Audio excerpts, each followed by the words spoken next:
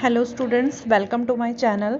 आज मैं ये वीडियो लेके आई हूँ क्लास 10th के लिए, जिसमें एक थोड़ा ये इंट्रोडक्शन वीडियो है चैप्टर 5 अर्थमेटिक प्रोग्रेशन का। इसमें मैं आपको थोड़ा सा इंट्रोडक्शन दूंगी कि एपी किससे कहते हैं और इसके फॉर्मूला से जो फॉर्मूलाज हैं उससे इंट्रोड्यूस कराऊंगी।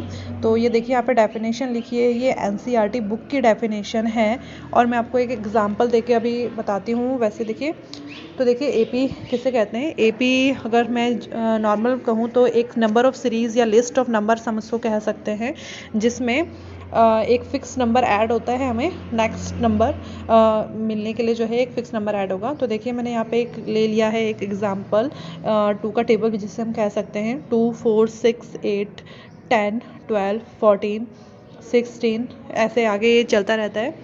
तो अब ये एक लिस्ट ऑफ नंबर कह सकते हैं हम इसको। अभी हम एपी नहीं कहेंगे। एपी हम तब कहेंगे जब हमें पता हो कि इसमें एक फ़िक्स नंबर ऐड हो रहा है या नहीं हो रहा है। तो देखिए, फर्स्ट यहाँ पे 2 है, फिर 4 है, फिर 6 8 10। तो फर्स्ट नंबर यहाँ पे है हमारा, जो फर्स्ट टर्म जिसे हम कहते हैं एपी का, वो है 2। तो 2 हो गया हमारा यहाँ पे फर्स्ट टर्म। इसके बाद देखो, 2 में हमने एक फिक्स नंबर 2 ऐड किया, 2 + 2 ये हो गया 4। इसी तरीके से आगे 4 + 2 6, 6 + 2 8, 8 + 2 10, 10 + 2 12, 12 + 2 14, 14 + 2 16। और ऐसे ही हमें जो 16 के बाद अगर हमें नेक्स्ट टर्म फाइंड करना है तो उसमें क्या करेंगे, 2 और ऐड कर देंगे, 16 + 2 ये हो जाएगा नेक्स्ट टर्म 18। तो यहाँ पे एक फिक्स नंबर 2 2 देखिए सब जगह ऐड हो रहा है।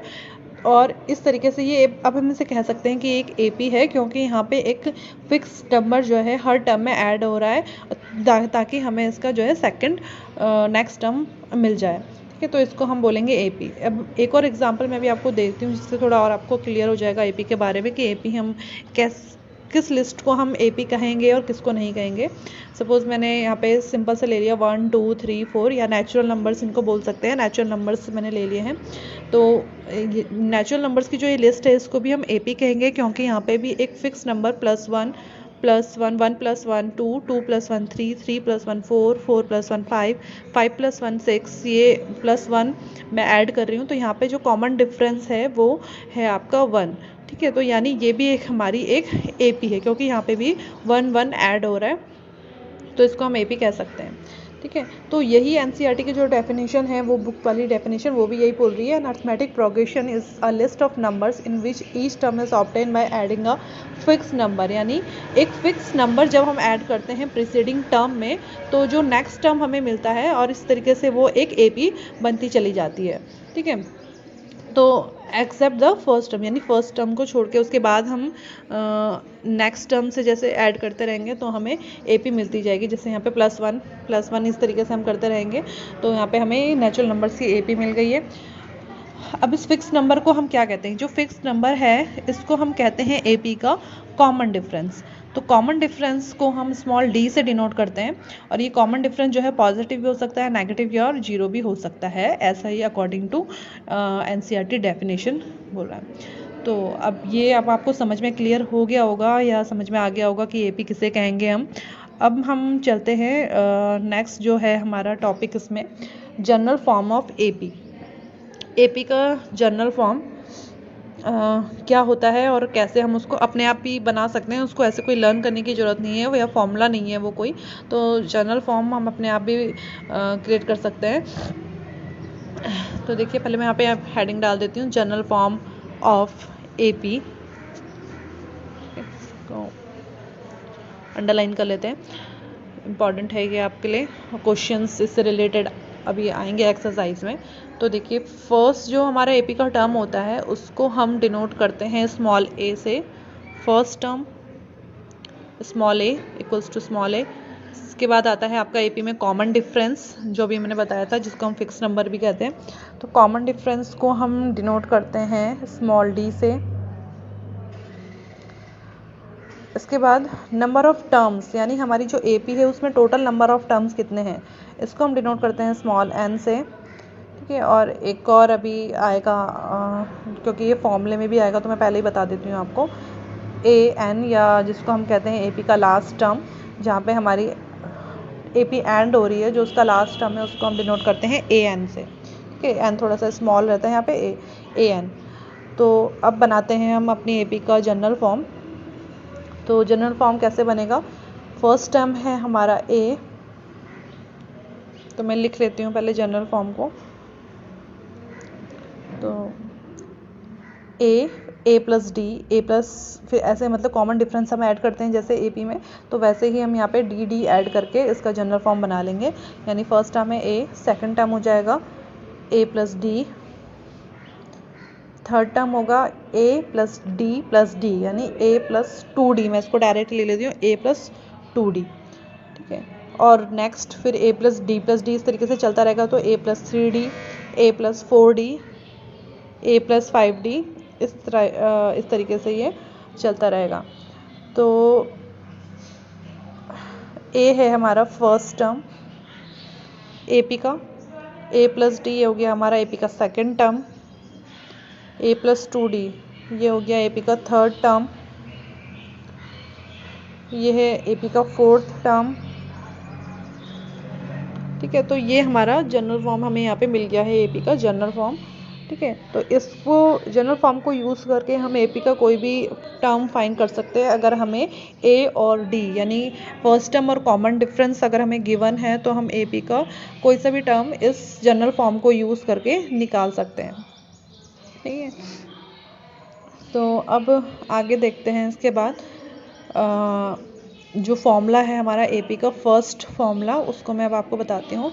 वो है हमारा फाइंड करने के लिए nth term of an A P, यानी क्वेश्चन में अगर हमें पूछा है कि हमें ए पी का find the 26 term of A P या 16 टर्म ऑफ ए पी, तो उसको हम कैसे फाइंड करेंगे डायरेक्ट फॉर्मूला यूज़ करके। तो वो फॉर्मूला मैं अब आपको बताने जा रही हूँ यहाँ पे। तो वो फॉर्मूला होता है nth टर्म के लिए, एन मतलब एन की वैल्यू कुछ भी हो सकती है, जो भी आपको क्वेश्चन में पूछा है। तो a n equals to A plus n minus one into d. तो ये फॉर्मूला है ए पी का nth टर्म फाइंड करने का, और बहुत ही इजी फॉर्मूला है, बहुत इजीली आप इसको लर्न कर सकते हो। और यहाँ पे हमें पता है कि ए एन डी ये सब क्या है। तो यहाँ पे मैं दोबारा से अभी आपको बता देती हूँ कि इस फॉर्मूले में जो जो भी वेरिएबल्स हैं उनको किसको डिनोट करता है। जैसे स्मॉल ए है, हमें पता है स्मॉल ए फर्स्ट टर्म को डिनोट करता है, a equals to first term, A P का जो फर्स्ट टर्म होगा। डी डिनोट करता है कॉमन डिफरेंस को, जो हमारा ए पी का कॉमन डिफरेंस है या फिक्स नंबर जिसे हम कहते हैं। ठीक है, और एन डिनोट करेगा यहाँ पे नंबर ऑफ टर्म्स, या कह सकते हैं कि जो टर्म हमें फाइंड करना है उसको, जो भी क्वेश्चन में पूछा है। ठीक है, तो ये आपको फर्स्ट फॉर्मूला यहाँ पे मिल जाता है ए पी चैप्टर का, a n equals to A plus n minus one into d. तो एक्सरसाइज स्टार्ट करने से पहले आप सभी स्टूडेंट्स इस फॉर्मूले को अच्छे से अपना समझ के लर्न कर लें, मतलब हमें ये लर्न होना चाहिए, उसके बाद ही हम इजीली क्वेश्चंस कर सकते हैं। उसके बाद नेक्स्ट टॉपिक है हमारे चैप्टर का sum of nth terms of A P. यानी हमें पूछा गया होगा कि हमें ए पी गिवन होगी और ए पी के हमें n टर्म्स के जो सम फाइंड करना है, तो उसके लिए क्या फॉर्मूला होता है वो मैं अभी आपको यहाँ पे बताती हूँ। सम ऑफ n टर्म्स को डिनोट करते हैं एस एन से। S N equals to n by two A plus n minus one into D.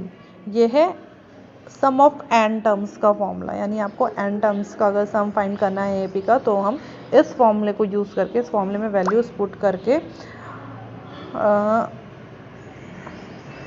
हम निकाल सकते हैं सम।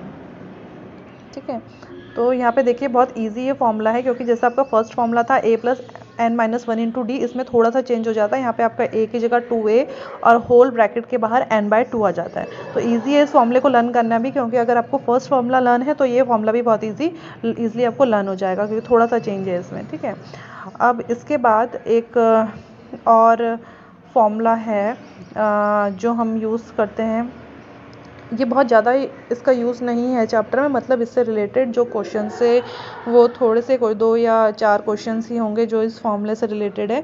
तो लेकिन मैं अभी आपको बता देती हूँ क्योंकि ये इंट्रोडक्शन वीडियो है, तो उसके बाद हम डायरेक्ट एक्सरसाइज पे आएंगे। तो फॉर्मूलेस में इसी वीडियो में आपको सब बता देती हूँ। तो ये फॉर्मूला होता है आपका sum of first N terms of the AP। ठीक है, इसको मैं लिख लेती हूँ यहाँ पे, पहले इसका हेडिंग लिख लेते हैं हम।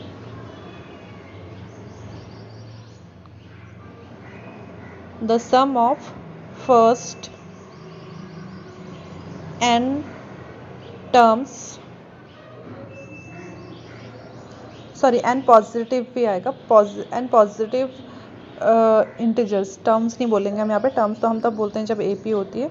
The sum of first N positive integers, यानी जो फर्स्ट पॉजिटिव इंटीजर्स यानी 1 से स्टार्ट होते हैं पॉजिटिव इंटीजर्स, और n मतलब जो भी आपको नंबर ऑफ टर्म्स दिया है, चाहे वो 5 तक है, 8 तक या 16 तक, तो उसका सम फाइंड करने का फॉर्मूला ये है Sn equals to n into n-1/2। ठीक है, इसी ऊपर वाले फॉर्मूले से ये नीचे वाला फॉर्मूला हमें मिल जाता है, क्योंकि यहाँ पे d की वैल्यू भी 1 हो जाती है और a की वैल्यू भी 1 हो जाती है। तो अगर उस फॉर्मूले में हम d और a को 1 रखेंगे तो हमें ये फॉर्मूला मिल जाएगा Sn equals to n into n+1/2। ठीक है, तो होप सब आप सबको समझ में आ गया होगा, AP का इंट्रोडक्शन तो मिल गया होगा इस चैप्टर में क्या क्या है।